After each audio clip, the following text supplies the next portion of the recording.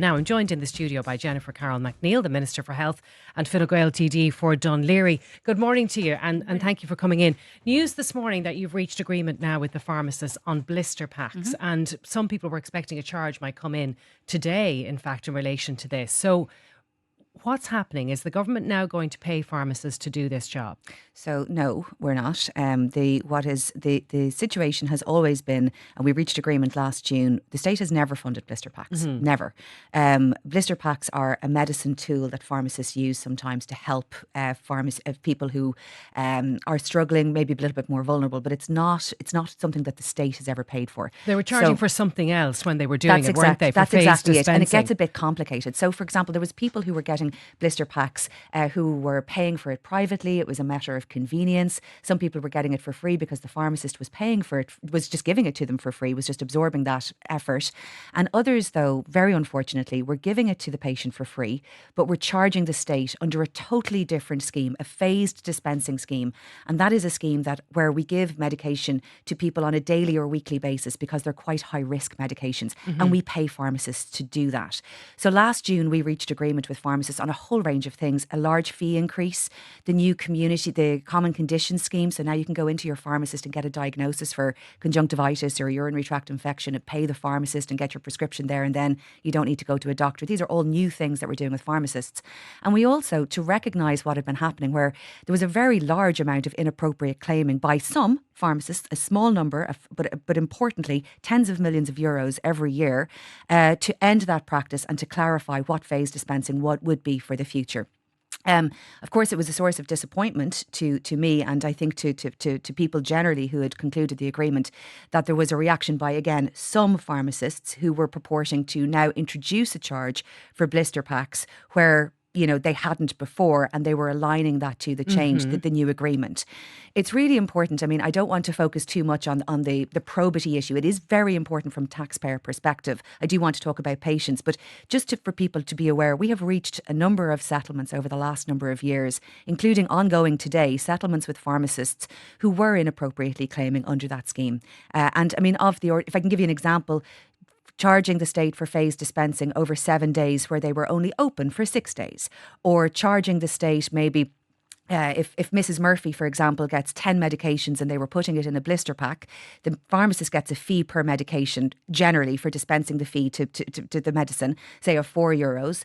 And Mrs. Murphy came in on the 1st of the month and she got all her medications, and the pharmacist was correctly charging, say, €40 for the dispensing of those 10 medications. But then in week 2, 3 and 4, where she never came back into the pharmacy, we're also charging the state for phased dispensing an additional €3 per medication. But so then they would very say, considerably. Well, no, it was wrong. It was wrong. It was wrong, but they would say that they were spending up to 45 minutes putting these into a blister pack, and there was no way for them to charge for that. Well, there was, because there's lots of pharmacists charging for that for many years, and there's lots of patients charging for that for many years. Yes, and it's not correct. I mean, I heard it on radio yesterday to say that just because the state didn't provide it, we should then charge under a different scheme. Most pharmacists never did that and never would do that. And I was really struck, Claire, when all of this came out in November, how many pharmacists got in touch with me to say that that sort of conduct doesn't represent them, that they want to see this shut down and they want to see it named and in a very direct way. So that has shut down. What is happening today then? What is this announcement? So this announcement then is, it's clear though that, like, with the agreement there needed to be better implementation from the IPU and from ourselves. And so what we've done is we've changed the agreement that we reached last June to make it just a little simpler. So what we will do now is we are giving, instead of allowing a phased dispensing scheme where you charge under that scheme, we're going to give a medicines optimization fee, on a per patient basis, so that pharmacists have a fee to look after that patient, so that the pharmacist will use their clinical judgment as to what best does that patient need. Do they need weekly or daily dispensing? Do they need additional aids, additional supports? One of those might be a blister pack. But again, I have to be very honest and transparent and say that the science shows and the international evidence shows that is one of the tools that you should look to at the end. It's not brilliant. But- And I assume that it's really convenient. I assume that it's really brilliant. But actually, when you take medication out of its original packaging, it can become destabilized. You can't go back to the original recall dates. Like, it's not a perfect system. But we do know some people are used to it, And that's fine. and they need And it. that's fine. So if the pharmacist has to do that for certain patients, can they charge for that on this sliding scale No, now? they will get it under this, that we were giving them a fee to look after the patient, and then they can use their clinical judgment. What does that mean, though, if you're the person who's been receiving the blister pack? If you are a medical card patient, which is the only people that phase dispensing ever applied to. If you're a medical card patient and you were receiving a blister pack up to, say, August last year, you will, for free, you will continue to get that for free. Then for the future, we have changed the clinical criteria to make it tighter and more specific, and the pharmacist will use their clinical judgment for the future. If you're a private patient, then it really is a matter between you and your pharmacist, as it always has been. There has never been any change. So you may be in relation charged, but you may always you may have always been have charged. been charged. Okay. And the real extraordinary thing is, the dialogue was this was a cut by the government, or this was a fee cut. Like, we have to be really clear. This was a wrong use of funds, and we have tightened it up and clarified it so that we can use that money, tens of millions of euros a year, for other things for the benefit of patients. So if I'm a medical card patient and I go in for an antibiotic, I just get the pharmacist will just get the dispensing fee for my antibiotic. But if somebody goes in with additional requirements, the pharmacist will get more than the dispensing fee for looking after that person. Because, like, if you think about it, I mean, people are in very different circumstances. If you go in for an antibiotic, they give you the dispensing fee, that's fine, grand, and you pay for it, no problem. There's other people who really need a lot more support, who are much more vulnerable. People in, maybe people with dementia, maybe with particular addictions, maybe people who are, I don't want to create categories, but the categories that we might look at are people who are socially excluded or homeless. Will get more for looking at. Yes, because isn't that fair? But who's looking at that? Who's making sure that the person who's picking up the antibiotics is not that the pharmacist isn't getting a higher fee for that than they should be? So the HSE. So we have a system in the HSE where we track all of the spending, and it's because of that I'm able to come into you and say that I am very aware of wrong and erroneous charging under that scheme. It is that information that the HSE uses, for example, to take major court cases against pharmacist chains and individual pharmacies. There are settlements concluding as we speak in relation to wrong charging.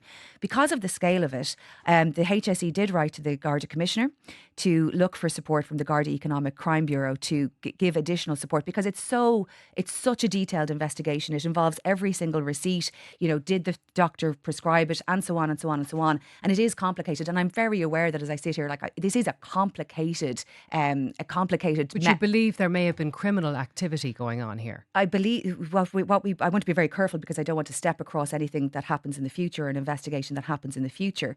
But it is certainly the case that we have concluded settlements, and that there is a very significant pattern of charging that is not appropriate.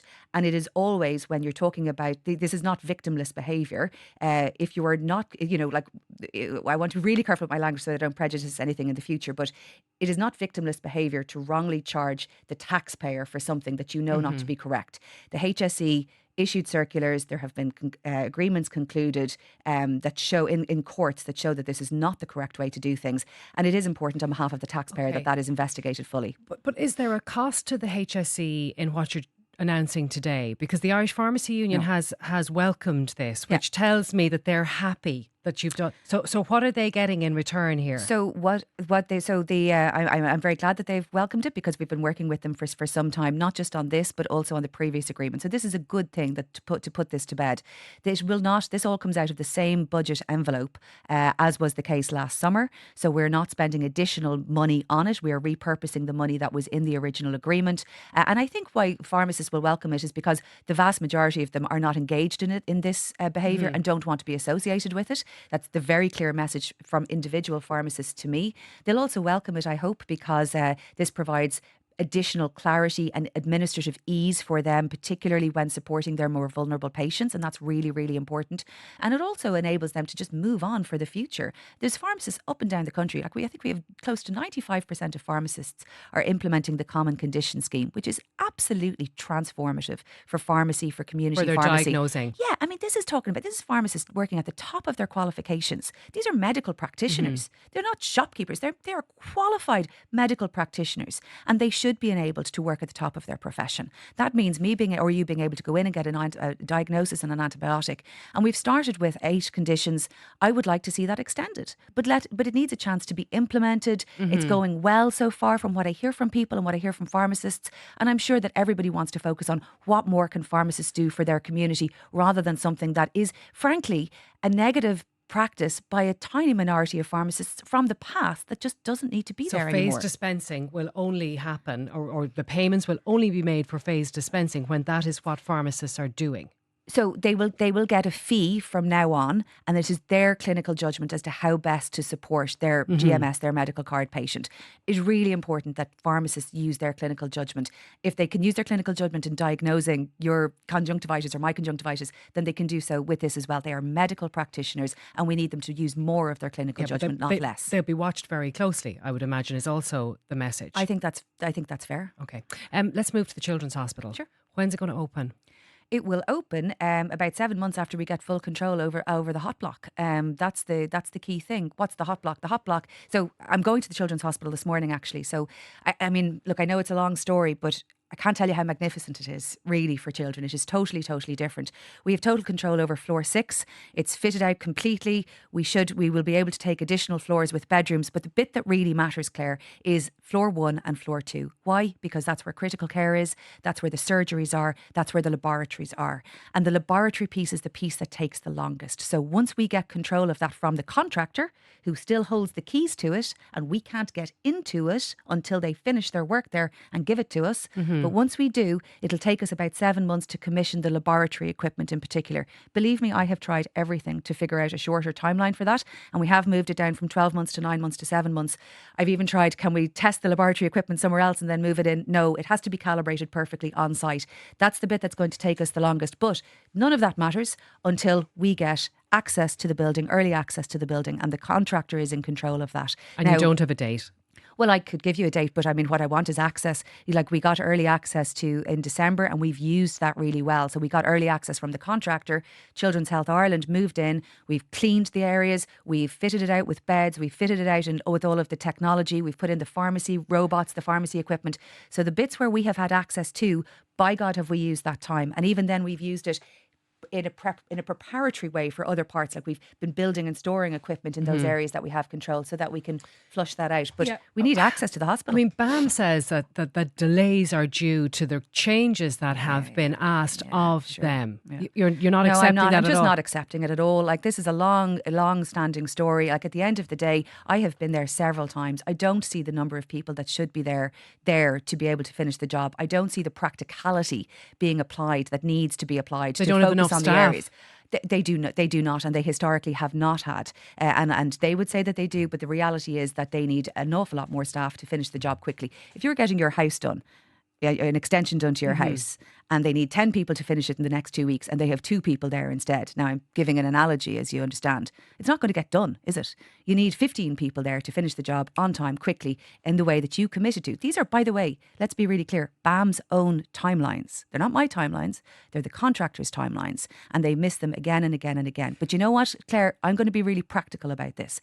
I will take what is appropriate for us to take that meets the clinical standards that we need. We're not going to take something that's at a substandard clinical standard. You wouldn't accept that either. But if that was happening in my house, just to continue with I'd just stop paying them. Okay, so let's talk that through. What happens then to the building of the Children's Hospital? Well, now, there are contractual mechanisms that we are executing. But if what you're saying is right, they're just carrying on with the shortfall in the staff numbers because they're getting away with it. Now, I know BAM will push back against this and they will say, and they're entitled to say that. But if we carry on with what you're saying, then if they're getting away with it, they're not going to change what they're doing. So you have to withhold something. So to, we are to have doing change. that, Claire. We are doing that. And there's a series of bonds being withheld by the Development Board, and there's a series of contractual levers that we are executing and we are pulling. But that still doesn't deliver a change in behaviour so far, and it still doesn't deliver the people that we need on site to complete the hospital. So, there is a bit of a bind there, of course, because I want the hospital finished, you want the hospital finished, but we also have to stand up for the taxpayer and we have to stand up for the patient. So here's the things that we're not going to be doing.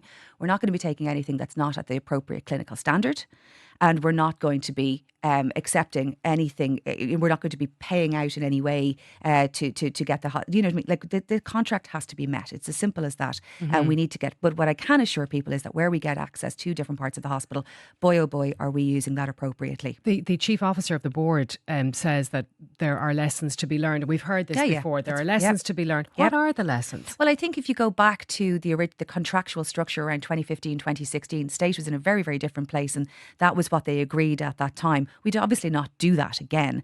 We'd have much clearer, I think as well, if you look at the pressure to take, I don't want to be too pejorative, but there was a pressure at a particular point in the recovery, in the economic recovery, to always take the cheapest thing. It's not necessarily the cheapest thing long run. Can I say that we don't do this in respect of the contracts that we are engaging in now? For example, we have had in the Department of Health very successful contracts with contractors in Limerick, for example, finishing the 96 bed block, a huge projects on time, on budget. We're building surgical hubs that are being delivered on time, on budget. But this one was a doozy. This one is a disaster. But 18 times it's been delayed now. That's all true. But what I'm focused on is just getting it open, getting the children in. And I do accept that there's a long history to it.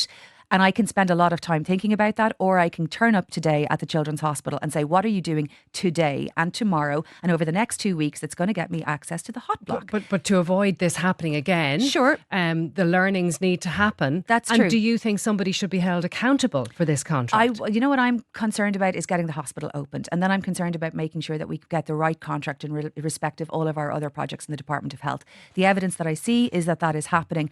I'm interested in getting this hospital open. And to be honest with you, I am so busy doing that if there's, if Deeper want to look at the contractual structure or something else, grand, fine, but I have enough to be doing to get this hospital open. And I know you're looking at the staffing as well, because Lucy Nugent said last week 570 people need to be employed. Additional people. Over time. That's an extraordinary figure, though. And some of the staff in the existing hospitals, they don't want to move to the new one for various reasons. That's a matter for themselves. Are you concerned about that? That's a very high number of people to find. So that's over a period of years. That's not all like next Tuesday. That's over a period of years. So this is a big hospital, and its staffing complement will not be the same on day one as it is on day 5,000. This is something that will grow and grow and grow naturally.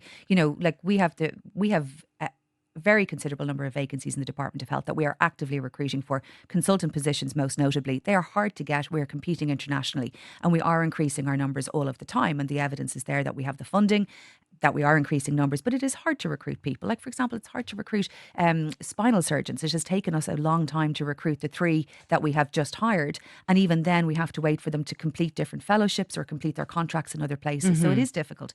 But I think what we have done there, what Lucy and I have done, is set an ambition for the number of people that we believe will be working there. But on day one, the staff from Crumlin and Temple Street, it's part of their contract. They will transition to the Children's Hospital. That is the new place of work. Temple Street will cease to. So they can't say, I don't want to move. Anybody can say, I don't want to move, but Temple, you can't stay in Temple Street because it's not going to be a functional hospital. So this is a normal employment law. If the place of work moves, you move with it. Like if Newstalk moved, you'd move, Claire. Because Lucy Nugent said that the hospital does need 500 staff on day one. So that not all of them will need to be recruited. Is that what you're saying? Right. So some of them will come from the other absolutely. hospitals. That's overwhelmingly the people will come from the other hospitals. And I've spoken to people there. They're looking forward to moving to the new hospital. They're excited about it. I know you were concerned because I read it previously. You said you were lying awake thinking about that movement of children, very sick children. Yeah. Has that been worked out yet? How that will happen? Yeah. So yes, we are. Like, we're aware of. First of all, sorry, yes, in the sense that we know exactly what's involved. What we don't know is the timing and how best to do that. What Lucy is doing quite well is she's going and visiting other places where significant moves like that were done at different stages of the winter, or the summer and the different time of year. What does that mean? We don't know, for example, what stage of respiratory illness will be in the hospital system. Like, so for example, it's particularly important this year that you and I get our flu vaccine so that respiratory illness is minimised as much as possible. Why? Because that means the hospital systems are less under pressure generally. It means there's more ambulances.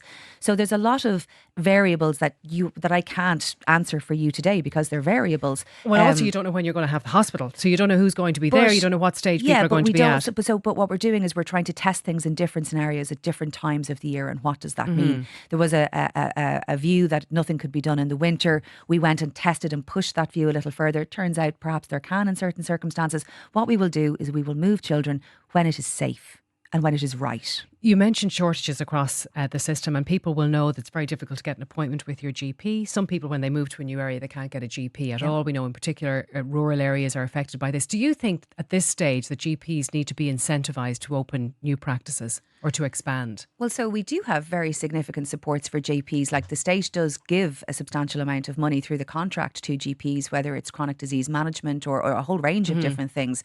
Is it enough? Because of the problem that we have? Well, we do have increasing number of GPs all of the time. The Medical Council is registering them. I see those numbers. But we don't have enough to keep pace with population. We've obviously increased the numbers in training. We've increased the number in universities. We've even developed courses in Galway, for example, about about being a rural GP. We've tried to support GP practices in primary care centres. There's a whole range of different things that we can do. And we are trying, but can I just say it's not just GPs. What I've described to you about the community pharmacy is as important, because if you don't have to go to your GP to get a basic prescription, that frees up space in that GP's office for something else. So it's a complete approach to trying to increase access to care in every way. Yes, we do need more GPs. Yes, our population is rising and we need more of them. And we will always go back to the GP contract and develop that over time. And I'm in discussions with the IMO at an early stage in relation to that strategic review of GP practice and how that's delivered. But the numbers are increasing, but I don't think it's a one size fits all. The community pharmacy agreement is as important. Okay, I want to ask you about a woman we had in here in Newstalk called Dervla Brogan. Yes, I heard her. We were honoured to have her come to us to tell us about her experience with pregnancy loss and fatal fetal abnormality. And we'll have a listen just to a quick clip of what Dervla had to say. Saying this out loud actually makes me think I'm such a bad person, but just if somebody else is going through it and they need to hear it, we would go into the scans nearly hoping that there wouldn't be a heartbeat, because the decision would have been made for us. And that's not a position you ever want to be in. If we could have been looked after here, I believe it could have been quicker. The travelling, like the flying, the whole process, booking the flights, booking the hotel, picking the clinic, all of those things together just add to the mental load that you're going through at the time. Just to explain to people, Dervla, she couldn't get a definitive diagnosis. She knew that her baby wouldn't survive outside of the womb. She didn't have the definitive diagnosis. She made the decision that she had to travel. So my question to you is, are you satisfied that the law around termination of pregnancy in a situation like that law is working in practice? Well, it isn't if she had that experience, you know, and I say that with great sympathy and great empathy for her. I did hear her, and any woman who has lost a pregnancy in any way knows the trauma of that and the difficulty of that. To have to go through that and travel with all of that additional stress, indignity and discomfort in every possible way just makes that so much worse. There is quite a lot of disagreement as to the future for that. I mean, look, there have been reviews of the Act and there have been reviews of how to make better diagnosis and better clarity for clinicians and to make this process easier and so on. But that's not what Dervla's talking about. She's talking about a change to the Health Act, and I'm very aware of that. My own personal view is that people should be able to get care at home. But I respect very clearly that there are a lot of different views in government, that there isn't consensus in relation to reviewing the Health Act or changing the Health Act on a number of different fronts. And I take those opinions very seriously, as well as, you know, articulating my own perspective. I have listened to women who have needed care at home. I have listened to women who have travelled or who have had terminations and who told me that they regretted it. I've listened to the pro-life. I've met the pro-life group. I've tried to listen to as many different people as possible and respect every single view. But my own personal view is that I would much prefer that the circumstances that Dervla found herself in, that she could have gotten care closer to home. And I appreciate that the Act is a barrier to that. And I'm very open to that, to changes to that personally and as Minister for Health. But I also respect the fact that I work in a government where there isn't a convergence of So views on it. there isn't consensus on this. So you're saying even if you wanted to push for a change, you're not confident that you could get there. I think I don't think I think I'd be much more gentle than even that. I think it's really important that we hear from Dervla. I think it's really important that we hear her story and the awful practicality of what she experienced, along with the trauma of losing a baby.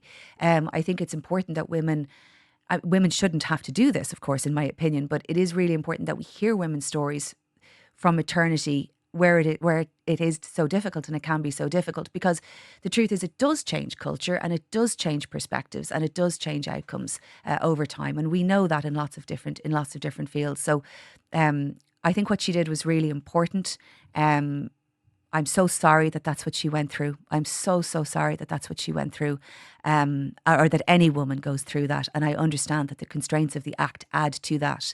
Now, I also understand that, when I take a step back and I behave as a lawyer again, and I realise that you have to set timelines and you have to set something in the Act. At the moment it says that fatal, that death essentially would happen within 28 days. And how can a clinician be certain of that? 28 days, is it arbitrary? Should it be 56 days? There have been efforts in the Dáil to increase that up to a year. That's not something I'd personally agree with either. With Dervla's case, though, it was that everybody was agreed that her baby wouldn't survive.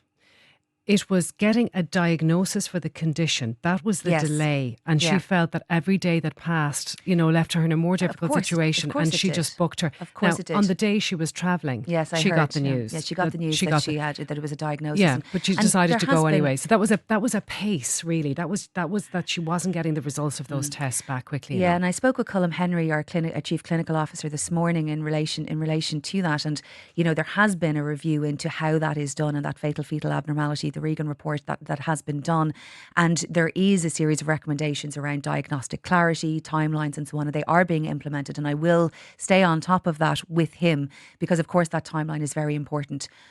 But it still doesn't answer the broader question around there will be a different woman who doesn't have the clarity. She may have a diagnosis, but she doesn't have the clarity as to the fatal element or the timeline element of it. And what I'm saying is that I do hear that. Okay. Just more generally, I wanted to ask you about what you expect will happen with government interventions on fuel and cost of living as this conflict continues in the Middle East. Do you expect energy credits to be back on the table before the budget, certainly? I wouldn't. I'm sorry, I just cannot answer that at this point, because first of all, I don't think we have any sense yet of quite how significant this energy crisis is and what that's going to mean and how long it lasts. We are living on a day-to-day basis on the comments made internationally by different political leaders in the US and in the Middle East. I don't have an answer to that, and I don't want to be dishonest to anybody and say that I do, or I can pretend I do. I think we need to establish the facts. The government has made changes to try to reduce costs in some way. There is no government in the world that is going to be able to meet the costs of this for every part of their society. We see internationally governments introducing restrictions on fuel usage, restrictions on car usage. We are fortunate that our oil isn't necessarily directly coming from this region, and that gives us a buffer that other countries don't have. But this is a serious fuel crisis, and we will respond as best we can. But there is no government in the world that is going to be able to meet every cost associated with this. Every penny that is spent mitigating, somebody this has to come from somewhere. And when you go looking for your budget, then ahead of the budget, that's impacted. That figure's impacted. Yes, exactly. And I, of course, will make the best case I can for increasing the health budget, but I do that as part of a collective government trying to take responsibility for everybody's well-being. My constituents need support with fuel costs as much as they need a good healthcare system. And the truth of government is that you're trying to do the best for the maximum number of people in the maximum way, but you're doing that all of the time with finite resources, and you have to try and decide how best to allocate that at any given moment. And can you tell us, is there talk at government level about asking people to conserve fuel, perhaps work from home more? That's not yet, but I again, I don't want to speculate it to the future, and again, it's not my brief. But I think that you have to be aware that this is an important and significant energy crisis, as much because of what has been destroyed as the disruption to supply at the moment, and we don't know what the consequences of that are going to be. Now, just before we let you go, you've news for us on the extension of the bowel screening programme. What's happening with that? Yes, very, very pleased to announce an extension to that today, so that will eventually bring us up from the age of 50 to 74. And I'm very, very pleased to be able to announce that as an important part of our healthcare screening. Bowel cancer impacts far too many people, and early diagnosis is incredibly important. I think what's really important as well is we find out, though, could I ask people, if you are already included in the screening programme, please turn up for your appointment. We have a disproportionately high number of do not attends in this screening programme, which costs us money if you don't attend your appointment, but B, if you don't attend your appointment, then it's not going to get picked up, and the consequences can be very severe. So please attend. People from the age of 50 up now will be screened, or offered screening. We're extending in that way. The other thing is then we will be, through the community pharmacy agreement as well, we are enabling pharmacists to register people who are of an appropriate age to go and get the kit, which can be sent to your home. So please, either through your pharmacy, please, my message is just, I can extend the age all I like. If people don't take up bowel screening, they're not going to be protected from colon cancer. So whatever, it's great to extend it, but what's really important with bowel cancer screening is that people attend the appointments. So I'm begging you, please attend it. It has a lower attendance rate than the other screening programmes, so please attend. All right. Minister, thank you very much for coming in. That's Minister Jennifer Carroll MacNeill.